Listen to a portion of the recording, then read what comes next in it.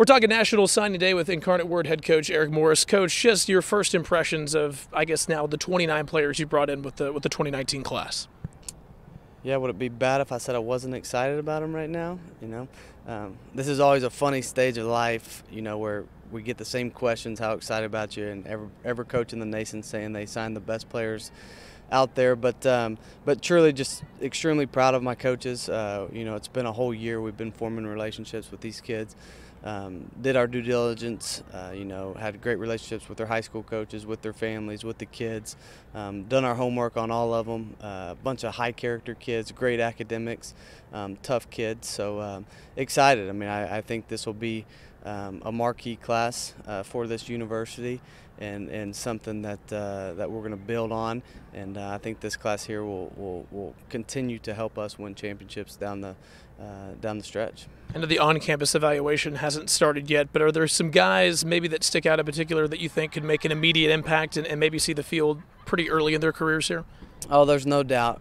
We had that in mind. I think there's 3 or 4 positions that we're going to need true freshmen to play next year, and these kids know that. So it's going to be competition like always. They're going to have to come in and prove themselves and prove that they're worthy of being out there on Saturdays. And then there's a couple of positions that we think are developmental players.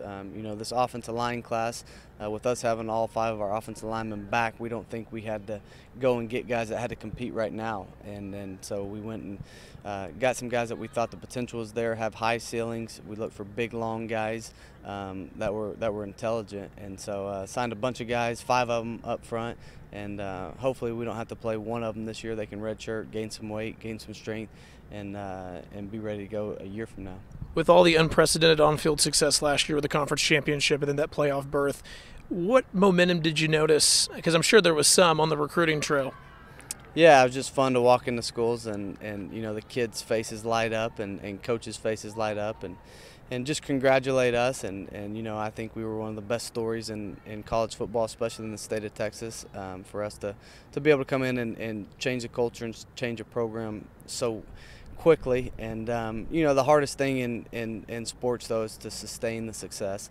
And that's why they paid Nick Saban and Bill Belichick millions of dollars, because they seem to be the only ones that have figured it out, right? So we know we have our work cut out for us. We're not going to be a secret anymore. People are going to be gunning for us. There's great teams and great coaches in the Southland Conference. So our kids have put their head back down. We're working our tails off right now because I know one thing: winning football games on Saturday feels a lot better than losing, and they enjoyed that winning feeling. And so we know we have to work extremely hard to feel that again this next year. And of course, winning on Saturday all starts with the talent. That's why we're here today. And you mentioned an emphasis on really recruiting the San Antonio area, keeping guys close to home, and then throughout Central Texas. And you all brought in some talent from this area. Can you talk about the importance of getting guys, talented guys, to stay close to home? Yeah, I think it's good for us, and it's good for our fan base as we continue to grow, and we have local kids that are out here making a difference in the community and on the field for us. I think that's huge, and so I think that the high school coaches in San Antonio do a incredible job of developing talent.